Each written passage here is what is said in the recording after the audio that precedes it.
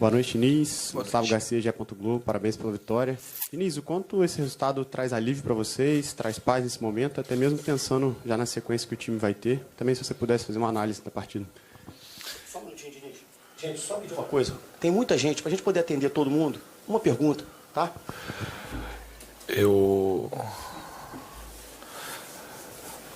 É sempre bom ganhar. Quebrou hoje aí os 13 clássicos. Acho que essa notícia não dá mais para ficar. Acho que muita gente não vai ficar triste, né? Não vai dar para criar caos porque ganhou. Até recapitulando para a gente aprender o que acontece, hoje nesse clássico, como no Flamengo, a gente deixou de ganhar, porque deixou de ganhar mesmo, os dois últimos. Mas muito clássico que a gente deixou de ganhar aí na conta foi por conta da Libertadores no ano passado, da Recopa esse ano. E se a gente joga hoje, tivesse jogado um jogo de Libertadores próximo do jogo, tivesse outro, tivesse que poupar, a gente ia ter mais chance de ganhar e poderia ser que não ganhasse. Mas as pessoas gostam de colocar tudo na mesma conta, 13 clássicos sem ganhar, um ano, mas ganhou. Vamos esperar o próximo, qual vai ser o próximo assunto, para polemizar. Em relação ao jogo, a gente fez um bom jogo, e só que cometeu muitos erros novamente. Erros que a gente não costuma cometer, principalmente no início da construção, porque a gente joga, um time que joga com muita posse, joga para frente, e para o nosso jogo fluir, a gente não ter sustos, a gente não pode errar passes na primeira fase da construção, senão a gente acaba facilitando as coisas para o adversário. Mas a equipe fez um bom jogo, acho que podia ter feito mais gols, a gente teve chances, muitas chances, a hora que estava... Acho que o ponto principal, fora que fez 2-0, o Vasco muito provavelmente ia sentir muito, a gente ia ficar mais à vontade para jogar, e eles fizeram um gol logo na sequência, por um desajuste de marcação, saímos de uma maneira para pressionar meio desorganizada, e acabou finalizando com o gol de cabeça. Mas mesmo assim, depois a gente que estava 2-1, a gente teve muita chance de finalizar com muito contra-ataque, e a gente não conseguiu fazer o terceiro gol e ficou sofrendo até o final do jogo. Diniz, boa noite. João Pedro Fragoso, Jornal Globo. Parabéns pela vitória. Boa noite. Apesar do primeiro gol do Fluminense ter saído ali pela esquerda, no cruzamento do Marcelo, você acha que o time poderia ter aproveitado um pouco melhor os espaços que o Vasco estava deixando ali por aquele lado? Obrigado. Eu não sei se o Vasco está deixando muito espaço naquele lado. O que acontece é que o Arias estava flutuando mais do que o Marquinhos. Então, o Vasco, a gente acabava tendo um acúmulo de jogadores do outro lado e não tinha muita gente para explorar aquele lado esquerdo. Se o Arias fica mais posicionado, obviamente que o Vasco ia ter mais gente aqui daquele lado. Então, é uma ilusão de ótica e de achar que está ali, se a gente tem mais jogadores para explorar aquele lado, o Vasco não ia ficar daquela maneira. Inclusive, ele fez o gol pela maneira como a gente estava jogando. O Arias estava mais dentro, a bola chega no Marcelo com muita liberdade para cruzar, o Ganso faz uma boa penetração junto com o Cano ali e acaba fazendo um bonito gol.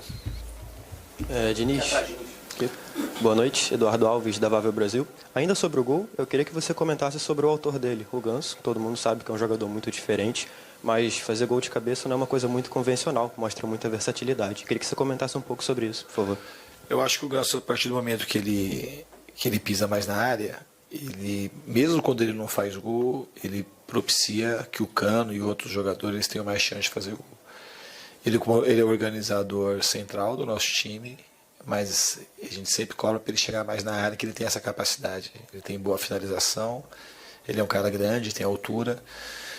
No jogo contra o Red Bull, no jogo também do Colo-Colo, o Cano não faz o gol, mas ele é importante que ele está dentro da área, desviando a atenção de alguém e acaba sobrando um outro companheiro para fazer o gol.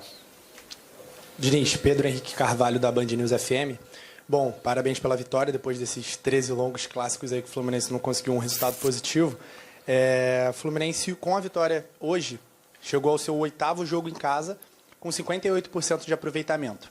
Queria perguntar para você qual é a principal diferença que você vê na equipe, jogando fora e dentro de casa. Lembrando que no ano passado o Fluminense também foi o melhor mandante, à frente até do campeão Palmeiras. Então, queria que você falasse um pouco sobre isso. A gente jogar no Maracanã é uma força muito grande do time, sempre foi, pelo menos desde quando eu estou aqui. O que a gente precisa é voltar a pontuar bem fora de casa. que é uma coisa que em 2022 a gente fez bastante, e em 2023 a gente não conseguiu tanto. E teve muito a ver também, muito jogo. A gente jogou fora, a gente jogou com um time alternativo e como eu disse, dificultava para a gente pontuar. A gente espera dessa maneira desse ano jogar de uma maneira mais equilibrada, fora o pontuar de uma maneira mais equilibrada. A gente manter esse ritmo de pontuação dentro de casa, mas a gente precisa melhorar fora. Boa noite, Diniz, Vini Alves, Web Rádio Sintonia Esportiva. Gostaria de voltar ao tema dos 13 clássicos seguidos sem vitória, que agora esse tabu não existe mais. É claro que uma vitória sempre melhora o ambiente, mas gostaria de saber o como melhora assim, o ambiente, deixa mais leve essa vitória no clássico, atuando da forma que atuou, jogando bem. Eu acredito que a gente não é nunca totalmente impermeável pelas coisas que de fora e do nosso torcedor, e com o advento aí dos últimos 20 anos das redes sociais e o tanto de gente que omite opinião, e os jogadores também, principalmente os mais jovens, consomem muito esse estardalhaço que é feito fora do nosso ambiente interno. Ele nunca é positivo nesse sentido, até quando elogia muito ele também é negativo.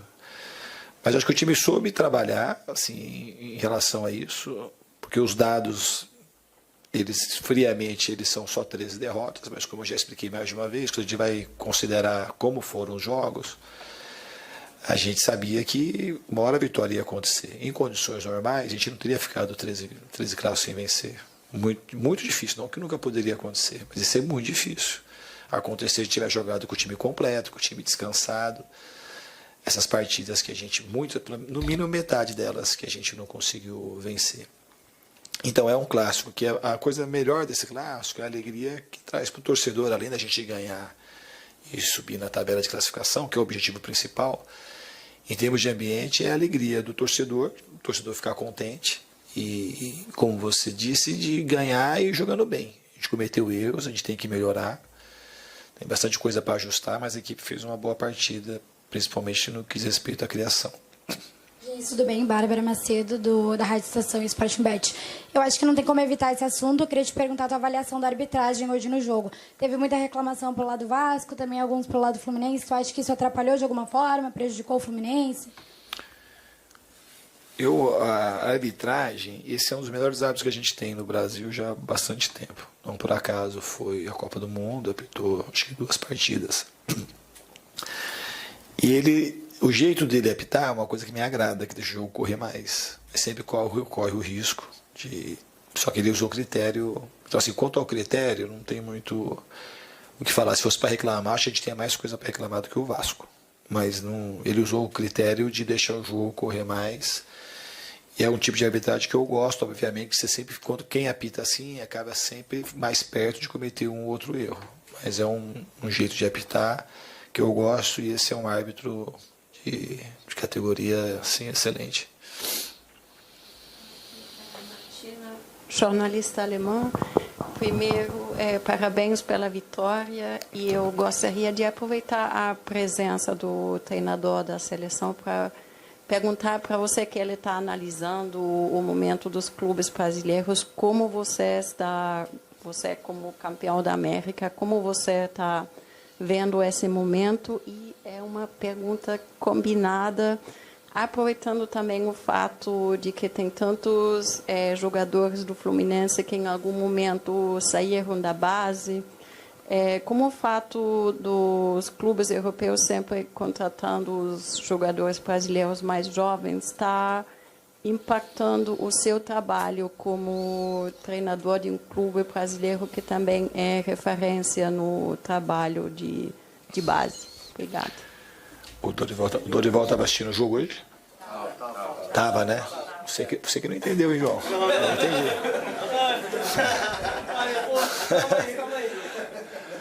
Não, em relação, eu não sabia que o Dorival estava assistindo o jogo. Eu acho que é importante acompanhar. A gente tem jogadores com condição de ser convocado, um que constantemente está sendo convocado, que é o André, que há muito tempo, na minha opinião, é o melhor volante que atua no futebol brasileiro.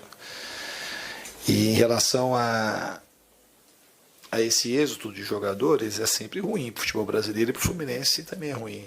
A gente perdeu o Nino, vocês sabem que até agora está difícil, porque é um jogador que faz falta para a gente, era o nosso capitão, era um jogador que tinha muita conexão com o time, com o jeito de jogar, ele já tinha trabalhado comigo em 2019, então é uma perda grande que a gente aos poucos vai ajustando e muito provavelmente a gente deve perder mais alguém no meio do ano. E o Fluminense, como não tem os mesmos recursos financeiros que alguns nossos concorrentes, acaba tendo um prejuízo ainda maior. Mas isso é inexorável acontecer, porque o time precisa vender, infelizmente, para poder pagar os salários. Diniz, boa noite. Aqui, Diogo Afonso, Notícia dos Esportes. Me tira uma dúvida, por favor. Antes do jogo começar, você e o Ramon foram chamados para perto da arbitragem para ver o sorteio de cara e coroa e a escolha do campo. Quem partiu a ideia? Foi sua? Foi do Ramon?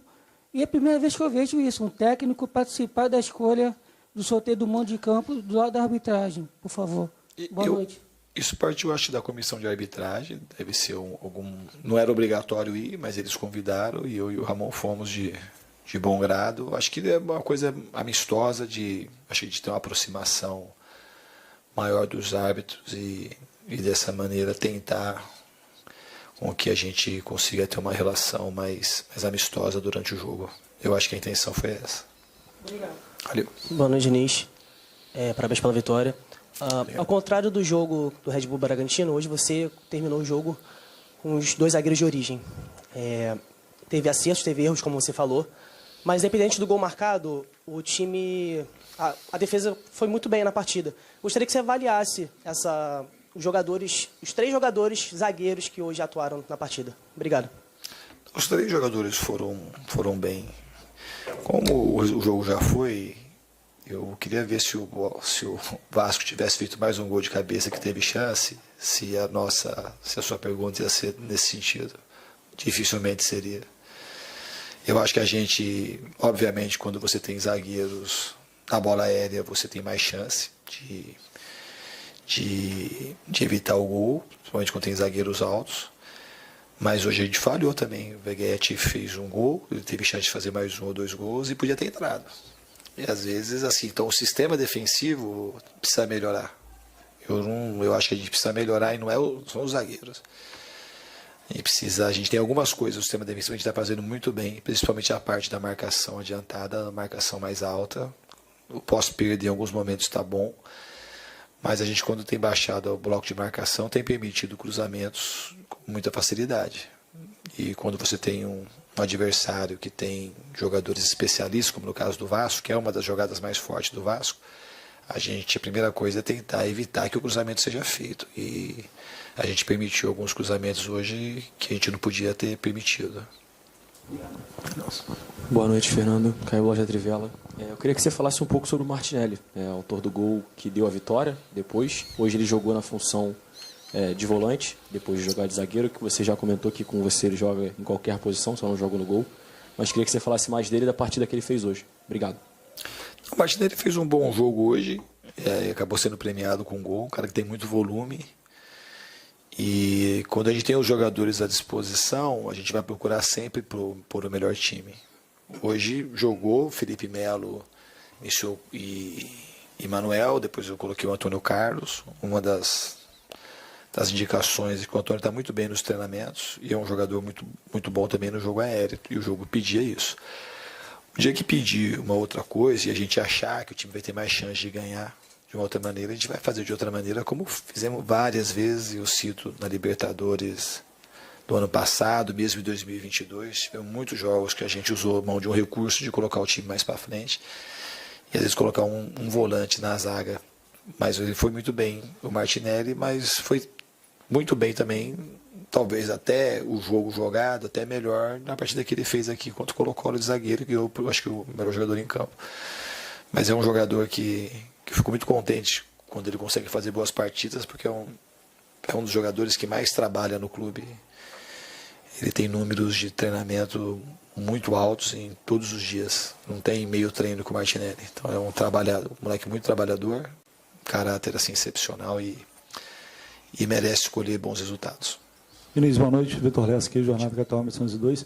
O Fluminense teve uma mudança de planejamento para esse jogo, que foi concentrar, que não é algo muito usual, né? Normalmente concentrou para a Libertadores, para a final da Sul-Americana. Isso é uma mudança, partiu de vocês, pelo que a gente sabe, uma decisão sua, da Comissão Técnica dos Jogadores, devido à importância desse jogo, não só para a questão de ser clássico, mas por ser uma vitória muito importante para a sequência extremamente difícil que o time vai ter de viagens, de jogos para Libertadores, Copa do Brasil, Campeonato Brasileiro? Sim, tem a ver com isso. O fato do Fluminense não concentrar é um avanço. O time nunca teve problema com isso. A gente jogou a final do estadual ano passado, o jogo 5 horas, a gente chegou no dia do jogo. Conforme a gente vê que precisa, né, eu achei que a gente precisava, por conta... Tem jogadores ainda que estão demorando mais tempo para recuperar, porque tem jogadores que não conseguiram fazer a pré-temporada, no caso do Cano e do Ganso. Eles não fizeram a pré-temporada no começo do ano, que a gente não teve condição de fazer, e nem esse período da data FIFA, que a gente aproveitou bem 3 semanas, os dois estavam se recuperando de lesão.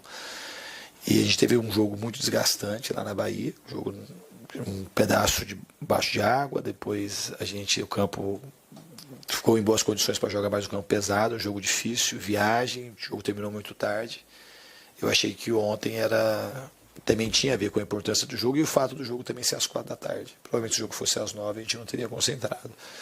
Então acho que ele se alimenta, era uma chance de dar um descanso e alimentação de uma maneira mais homogênea para todo mundo, e acredito que ajudou o time a vencer hoje. A última, tá?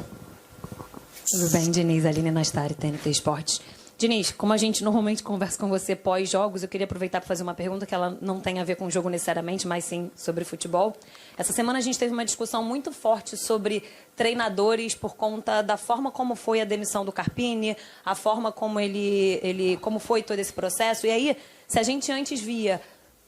tem uma nova geração de treinadores, a gente passou por um processo de comparação com treinadores estrangeiros. E agora chamava a atenção que quando a gente perguntava até para o torcedor, a primeira frase era: não tem treinador brasileiro para o São Paulo, vai ter que vir um estrangeiro. E todos os técnicos pensados são técnicos estrangeiros.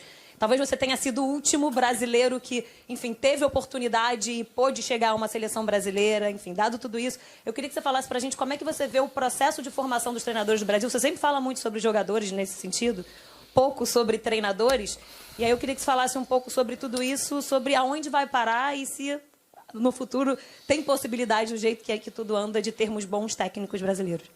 Eu acho que nesse sentido, vocês são formadores de opinião, participam muito. De maneira geral, são os que mais batem nos treinadores. E vai vir um monte de treinador estrangeiro, e aqui a moda é o seguinte: vai vir aqui, não vai ganhar e vai ser mandado embora. Quantos treinadores estrangeiros o Botafogo já teve? E o Cruzeiro?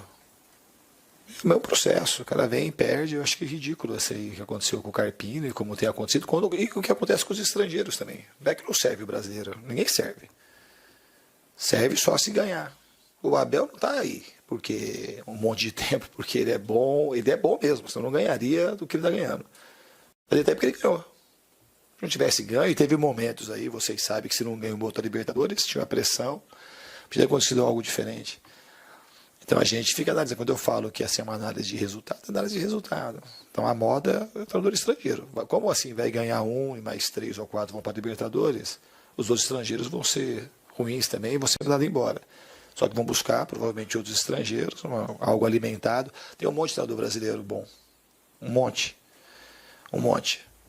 Só que tem menos tempo, e isso é uma coisa, talvez estatisticamente, isso é uma coisa fácil para vocês verem, que a gente tem uma paciência maior para mandar estrangeiro embora. Então a gente acaba tendo menos tempo para trabalhar, para eles se prepararem. O Roger Machado, que é um excelente, na minha opinião, um excelente treinador, ficou um tempão aí fora do mercado. Zé Ricardo, Barroca, Wagner Mancini, todo mundo é bom treinador. Agora a gente acha que é bom treinador só quem ganha. Então quem ganha, o que veio para o Botafogo, o Bruno Lage, é um excelente treinador. Tem mais currículo, se você for lá na Europa e perguntar quem tem mais currículo, ele tem mais currículo que muito treinador aqui. É excelente, mas veio no Botafogo, entrou no meio de uma confusão, o campeonato é difícil, vai impor ideia, não respeita muito o processo, perde e é mandado embora. Quem que é bom? Que treinador que é bom? Jorge Jesus, que é bom, que ganhou um monte de coisa aqui.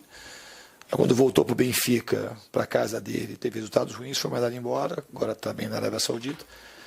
E assim, aqui o cara precisa ganhar para mostrar que é bom. A gente não avalia conteúdo, não avalia se o treinador é bom ou não.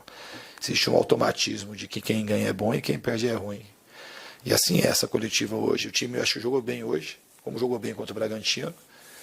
Mas o fato de ganhar, que é importante, importantíssimo ganhar, mas o fato de ganhar praticamente anula a capacidade de enxergar e aprofundar a discussão sobre o futebol, infelizmente. E isso é um dos males piores, uma doença que tem no futebol brasileiro. E agora os treinadores brasileiros estão assim. Falei esses treinadores brasileiros que são bons, porque assim, se você pegar um treinador, qualquer um desses treinadores e botar um time com orçamento aí de 30 milhões e botar na mão desses que eu falei, entre outros, ele vai ter chance de ganhar campeonato. Pode ter certeza que vai ter chance de ganhar. E dá tempo para trabalhar, ele vai ter chance de ganhar campeonato. Então, acho que é uma coisa a gente rever, porque assim, é a profissão. E quando vem um treinador estrangeiro, que eles são bem-vindos, vem uma comissão técnica, daqui a pouco vem gerente, daqui a pouco vem assessor de imprensa, vem jornalista, e a gente fica todo mundo e vira o país colônia também, extrativista total. Então a gente tem que ter um pouco mais de cuidado, que é um cuidado que a gente, infelizmente, tem muito pouco. A gente não acredita que essa relação ela é justa em relação aos treinadores brasileiros. Qual